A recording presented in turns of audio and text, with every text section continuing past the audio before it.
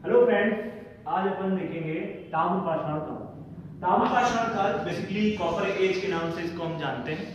और copper age को पढ़ने से पहले इसके बारे में कुछ बेसिक पॉइंट्स हमको समझना पड़ेगा और वो बेसिक पॉइंट समझ करके हम कॉपर एज को आसानी से समझ पाएंगे।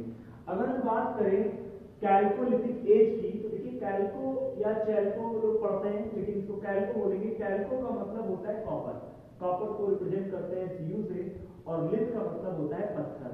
यानी कैल्कोलिथिक एज का मतलब हो गया कि यहाँ पर तांबे के साथ साथ यानी पत्थर भी है और तांबा भी है। पत्थर और तांबे का मैक्सिमम यूटिलाइजेशन होगा।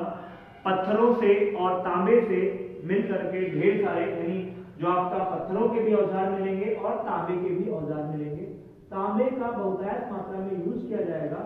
इसलिए देखिए यहाँ पर लिखा है कि इस काल में मनुष्य ने पत्थर के साथ साथ तांबे का उपयोग करना शुरू कर दिया। इस कारण से इसे ताम्रपाषाण काल कहा गया।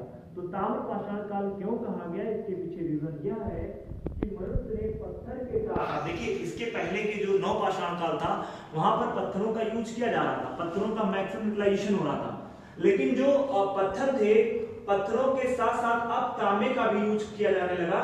सो दैट दिस जो यह आपका पीरियड है, टाइम पीरियड है 2000 ईसा पूर्व से 1000 ईसा पूर्व का जो काल है वो कॉपर एज के नाम से जाना गया, ताम्रपाषाण काल के नाम से जाना गया। अब कुछ ताम्रपाषाण कालीन सभ्यता के कुछ क्या है आपके विशेषताएं हैं, कैरेक्टरिस्टिक्स हैं, उनको समझना जरूरी है। एग्जामिनर वनडे एग्जाम में 1 नंबर का क्वेश्चन यहां से बनाता है। क्वेश्चन किस प्रकार से आपने देखिएगा, कह रहा है कि ताम्रपाषाण कालीन सभ्यता या संस्कृति कैसी थी। पहले तो यही पॉइंट पूछ लेगा कि ताम्रपाषाण कालीन सभ्यता कैसी थी, तो ग्रामीण सभ्यता थी, याद रखिएगा। ये एक जो है रूरल जो है सिविलाइजेशन होगी। इसकी विशेषता क्या होगी, तो विशेषता में हम देखेंगे यहाँ पर घरों का निर्माण लकड़ी से होगा, यानी वुड का मैक्सिमम यूटिलाइजेशन होगा घरों के निर्माण में। In the formation of houses जो है आपका क्या होगा, वुड कल्चर, यानी वुड का मैक्सिमम यूज होगा। और घास फूस से घरों को बनाया जाएगा। घरों में खंभों का यूज किया जाएगा, साथ साथ गोलाकार आपके खंभों का यूज किया जाएगा। और बहुत ही इंपॉर्टेंट पॉइंट जो क्वेश्चन आपके एग्जाम में पूछता है एग्जामिनर, कि यहाँ पर मातृ देवी की पूजा होती थी। क्वेश्चन आपसे एग्जाम में पूछेगा, जैसे इस तरीके से एमसीक्यू बनाएगा कि बताइए निम्नलिखित में से किस सभ्यता में मातृ देवी की पूजा होने के साक्ष्य प्राप्त हुए हैं। तो क्वेश्चन इसे बनाएगा, एक ऑप्शन दे देगा कैल्कोलिथिक एज, एक दे देगा आपका उच्च पुरापाषाण काल, एक दे देगा निम्न पुरापाषाण काल। तो आपने पहचानना है कि कैल्कोलिथिक एज में आते आते मातृ देवी की पूजा होने लगी थी, वृषण की पूजा यानी शांड देवता की पूजा होने लगी थी, और इसके साथ साथ वर्गाकार एवं आयताकार घरों का निर्माण होता था। और घरों पर बेसिकली क्या करते थे ये लोग, पत्तों को डाल के और पत्तों के ऊपर मिट्टी का लेप लगा करके घरों का निर्माण करते थे। और बेसिकली ये वनडे एग्जाम का सबसे कॉमन क्वेश्चन है कि सबसे पहली धातु कौन सी थी जिसको मनुष्य ने यूज किया धातु के रूप में, वो तांबा थी। अब हम आते हैं ताम्रपाषाण कालीन सभ्यता को समझने के लिए। हमें सबसे पहले ताम्रपाषाण कालीन सभ्यता से पहले जो एक सभ्यता जनरेट होती है जिसको कहते हैं हड़प्पा सभ्यता, तो इसके पहले की एक सभ्यता परवर्ती हड़प्पा सभ्यता को समझना बहुत जरूरी है। परवर्ती हड़प्पा सभ्यता जो ताम्रपाषाण कालीन सभ्यता से पहले डेवलप हुई और जाकर के क्या हो गई, डिवास्टेशन हो गया, उसका अंत हो गया। तो कहते हैं कि ताम्रपाषाण कालीन सभ्यता को समझने के लिए ताम्रपाषाण सभ्यता के पहले का जो परवर्ती हड़प्पा सभ्यता है उसको समझें, फिर उसके बाद ताम्रपाषाण कालीन सभ्यता को समझें।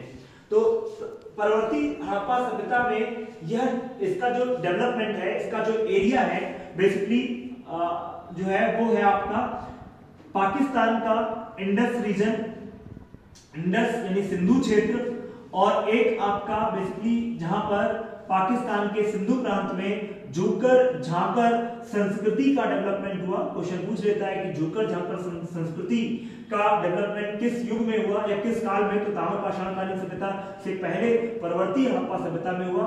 और यहाँ पर जोकर झाकर संस्कृति का डेवलपमेंट हुआ, जो पाकिस्तान का जोकर झाकर संस्कृति डेवलप करेगी सिंधु प्रांत में, तो इंडस रीजन में हो गया। उसके बाद हम देखेंगे पाकिस्तान के बहावलपुर क्षेत्र में कब्रगाह यानी एच संस्कृति का डेवलपमेंट होता है। यहाँ पर जो कब्रें होंगी, कब्रगाह कैसी होंगी, एच संस्कृति की होंगी। गुजरात में हम लोग देखेंगे जो है ये जो आपके भारत का गुजरात रीजन है, यहाँ पर बेसिकली लाल एवं चमकीले मृदभांड संस्कृति का डेवलपमेंट होगा। तो यहाँ पर हम लोग क्या देखेंगे, लाल चमकीले मृदभांड संस्कृति का विकास देखेंगे।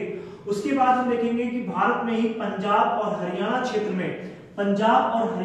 में जो भारत का पंजाब रीजन है वहां पर पीले मृदभांड संस्कृति का डेवलपमेंट होता है, यानी येलो आपके मृदभांडों का विकास होगा।